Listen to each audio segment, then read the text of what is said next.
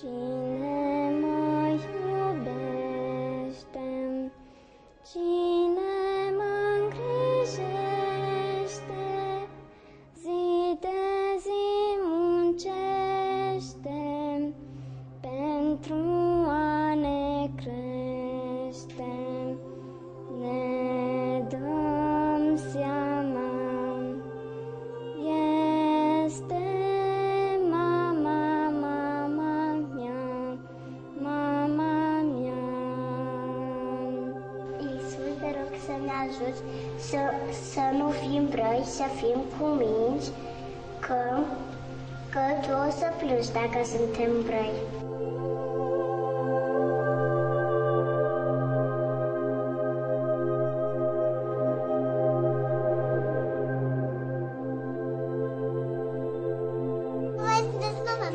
Ei tot așteaptă.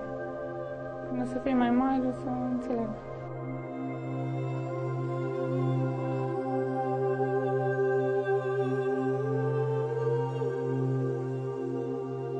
Aici vedeți o mulțime de fire roșii care pornesc din centrul țării, din inima României. Aici e Odorheiul secuiesc, și fiecare fir înseamnă 1, 2, 3, 5, 10, 15 copii, care vin, după cum vedeți, aproape din toată țara. Și aici, în inima țării, ei și-au găsit bucuria și fericirea.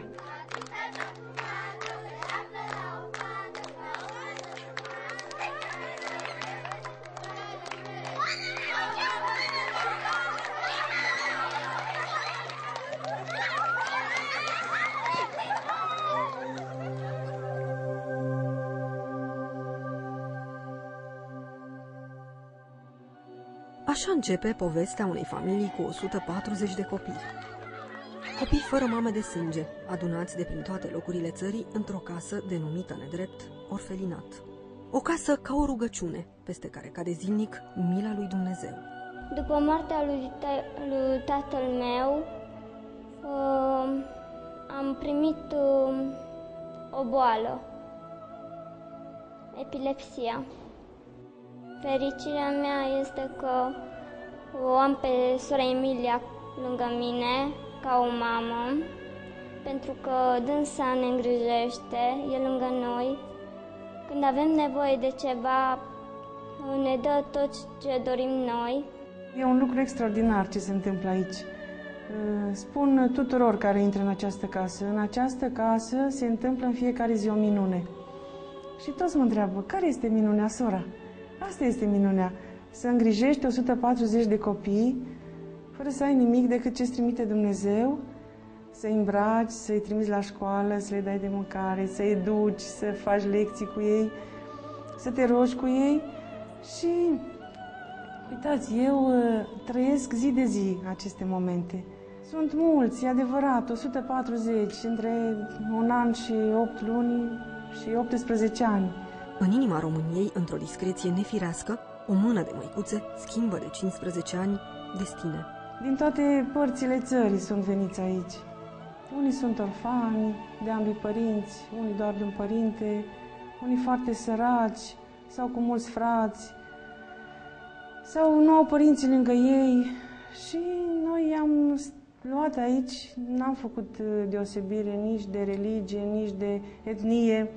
Avem catolici, ortodoxi, reformați, români, maghiari, romi. Cu toții au fost primiți în casa Sfântului Iosif și niciodată măicuțele nu și-au pus problema că nu au ce să le dea de mâncare. În naivitate și inconștiență s-au rugat mereu pentru o minune, pentru un om de bine care să le facă o pomană, să le plătească o factură.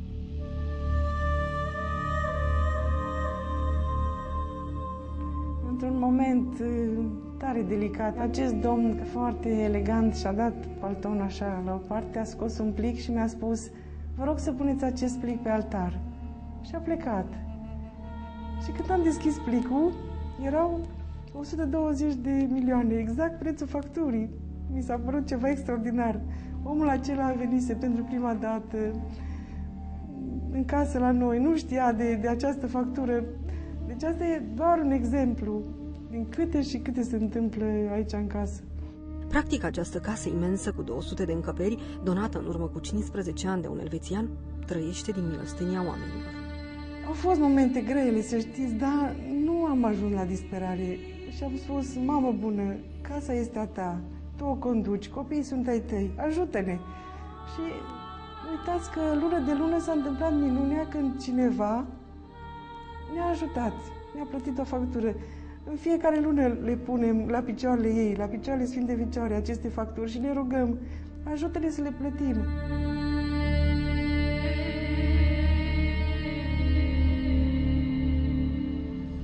Tatăl nostru care ești în ceruri, sfințească-se numele Tău, vie împărăția Ta, fie voia Ta, precum în cer, așa și pe pământ. Pâinea noastră, cea de toate zilele, dă-ne nouă astăzi și ne iartă nouă păcatele noastre, precum și noi iertăm greșiților noștri, și ne duce pe noi în ispită și ne mântuiește de cel rău.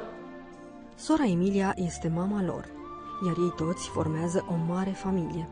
O familie care s-a născut din suferințele unor suflete nevinovate, încărcate de istorii personale. Povești adunate aici din toate colțurile țării, chipuri care impresionează prin blândețe, veselie, bunătate, noblețe. Destine schimbate, șlefuite parcă de o mână nesigură, dar care le-a potrivit așa, ca și cum Dumnezeu ar fi suflat peste ele viață.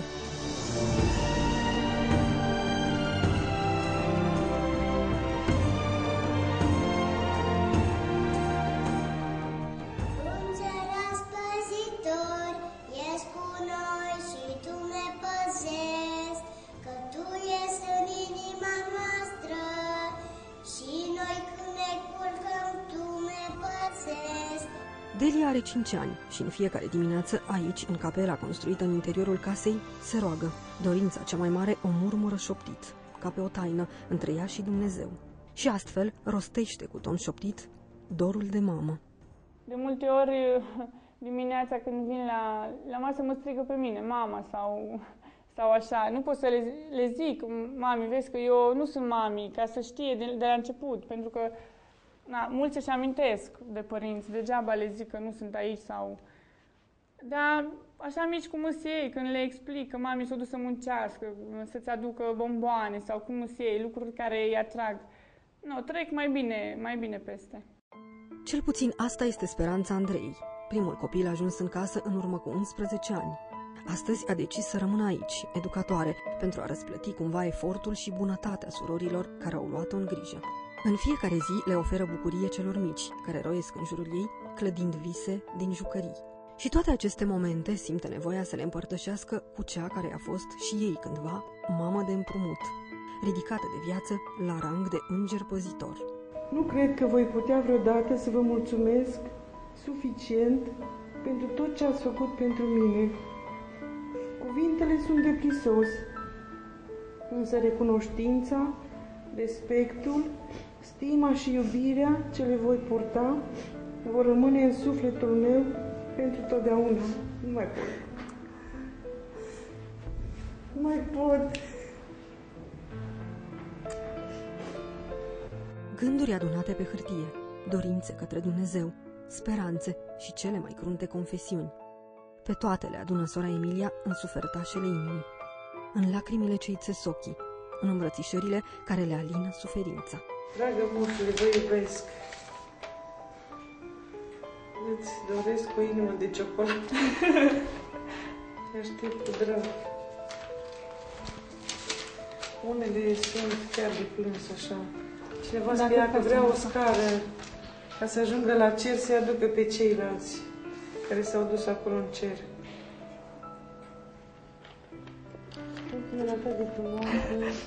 Asta e de al lui Antonia. Da? Zice, dragă moșule, eu mă numesc Antonia și mi-aș dori o suzetă nouă ca să nu-mi deranjez colegele și te invit la un pahar de suc la plic, dar eu nu mai am bani și te iubesc, te pup. Doamne. Basme minunate, cine povestește jucării frumoase, cine dăruiește, ne dăm seama, este mama, mama mea, mama mea. Mama. Ce cuvânt! Greutatea acestui cuvânt nu o putem descrie niciodată. În fiecare limbă, în fiecare națiune, este cuvântul care copleșește. Eu, cu ajutorul acestor surori, am avut totdeauna o mamă lângă mine, chiar de n-am cunoscut-o pe mama mea. Bernard își dorește să ajungă aviator și adesea visează să-și revadă frații, singurii care au rămas aproape. Despre tatăl său nu știe multe și nici nu mai încearcă să afle. A înțeles că aici este familia lui, aici își poate croi un destin. Am ajuns de la 2 ani, când m-a născut mama mea, ea a mărit, dar eu am avut o boală când eram mic și m-au dus repede la București și de acolo am ajuns într-o final în această casă. Surorile m-au îngrijit, după aceea au ajuns și frații mei aici. Adesea, când vrea să-și alunge dorurile, se relaxează în sala de sport, alături de ceilalți frați, în durerea de a nu avea părinți. Sportul îi apropie pe copii în fiecare seară. Aici își consumă energia, gândurile negre le fug departe și se veselesc. Adunați ciorchine în vestiar, așteaptă nerăbdători să-și primească echipamentul. Apoi fug care încotro, la spalier, la basket, la întrecerile în mânuirea corzii și cu o dibăcie demnă de un sportiv adevărat, la paralele. Și totuși, în seara asta, copiii au inclus un număr special în programul lor, dansul panglicilor.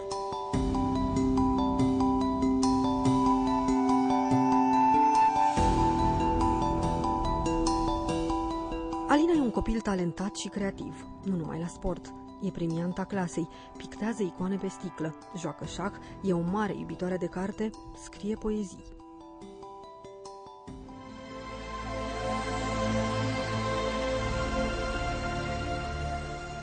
Alina e în casă de la 2 ani. A venit odată cu frații ei, 12 la număr. Astăzi mai e doar ea și Maricuța, una dintre surori. Ce-ai făcut în oraș la șah?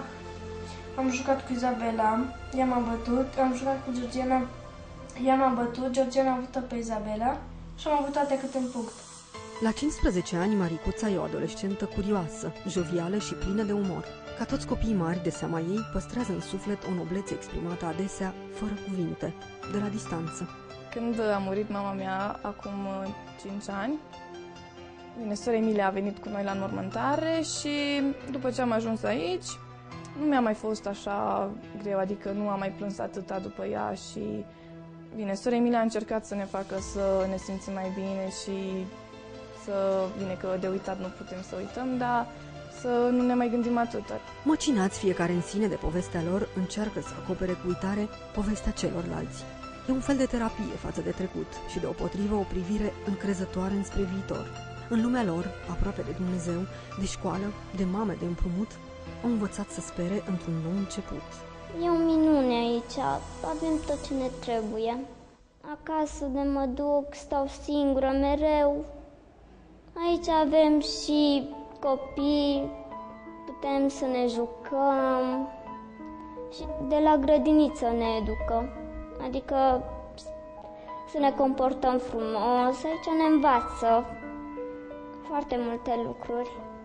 Și e minunat să știi în viață că dacă termini o școală, poți să devii ceva în viață, să fii ceva în viață. E seară și toți copiii casei coboară la rugăciune. Odată pe săptămână se strâng cu toții și se roagă pentru ceea ce au și pentru ceea ce n-au. Niciodată nu uită să mulțumească bunului Dumnezeu că aici, printr-o minune, nu le lipsește de fapt nimic. Poate doar un suflet de mamă, un Crăciun în casa părintească, un tată. Gheorghe și Vasile asta își doresc. Îmi doresc foarte mult să-mi văd mama, ca când când voi fi mare să am o familie frumoasă. A murit. Este în cer. Când au murit, m-am gândit că este în viață.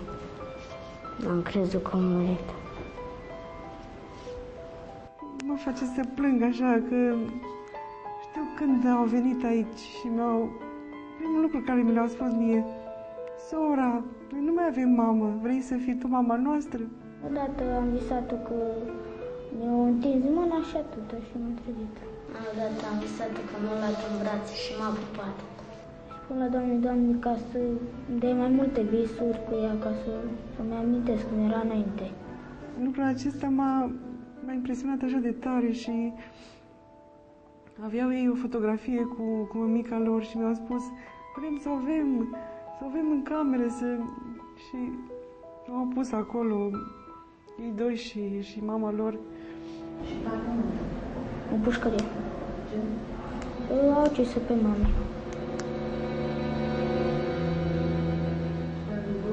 Da. Durerea rămâne acolo în sufletelul lor.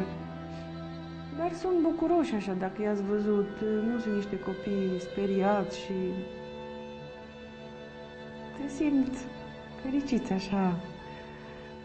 Dragă moșule, eu îmi doresc foarte mult de la tine ca să îmi aduci multe dulciuri, dar eu îmi mai doresc ca tatăl meu să iasă din pușcărie. Scriau tatălui lor în închisoare și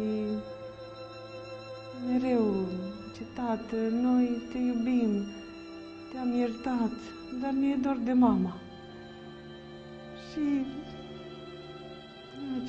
nu se mai poate întoarce. Și chiar ei scriau: ce roagă-te pentru ea, că și noi ne rugăm. Și ne rugăm și pentru tine. Să vii acasă. Mi se părea ceva așa... Gheorghe și Vasile se roagă așa în fiecare seară. Și, după ce pleacă toți copiii la culcare, fiecare cu rugăciunea lui, pe furiș își pun dorințele la picioarele pruncului Iisus. Iar mai apoi, ca și cum vor să-și ascundă secretul, se hârjonesc în drum spre sala de mese. Aici îi așteaptă toți frații, gata să guste din bucatele doamnei Iulia. Ce ați făcut de mâncare? Am făcut o cercul de fasole babe. Ia niște casele din... Fără...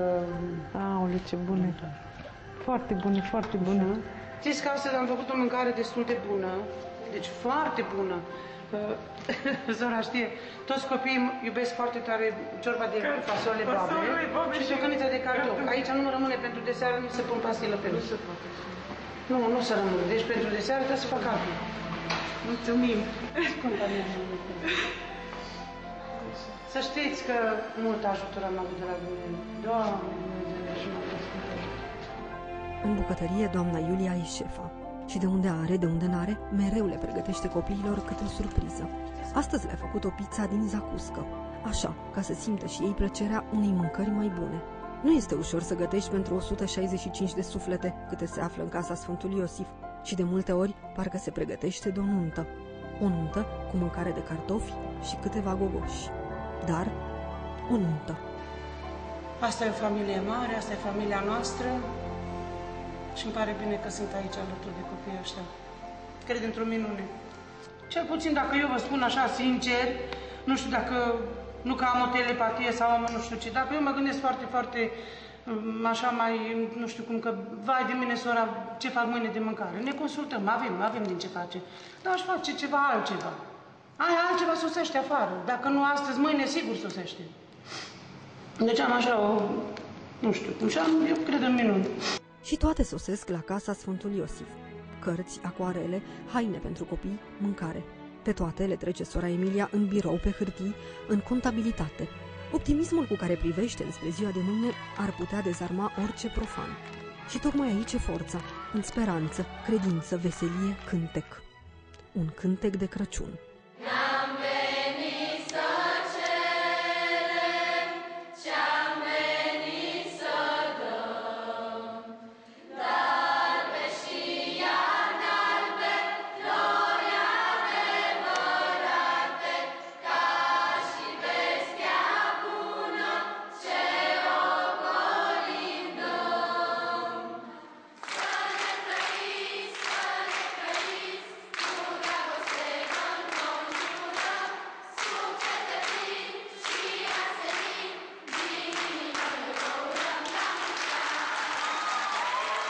Plecăm aplaudați de ei. Când culmea, cei care merită aplauze sunt chiar ei. Un strop din Crăciunul care merge mai departe. Un strop din sufletul pe care îl avem, dar nu-l lăsăm mereu să se vadă. Plecăm purtând cu noi o lecție de viață, o minune de Crăciun. Ca o colindă care ne murmură în suflet atunci când, fericiți, împărțim nașterea Domnului cu toți cei dragi la o singură masă. Crăciun fericit, oriunde v-ați afla.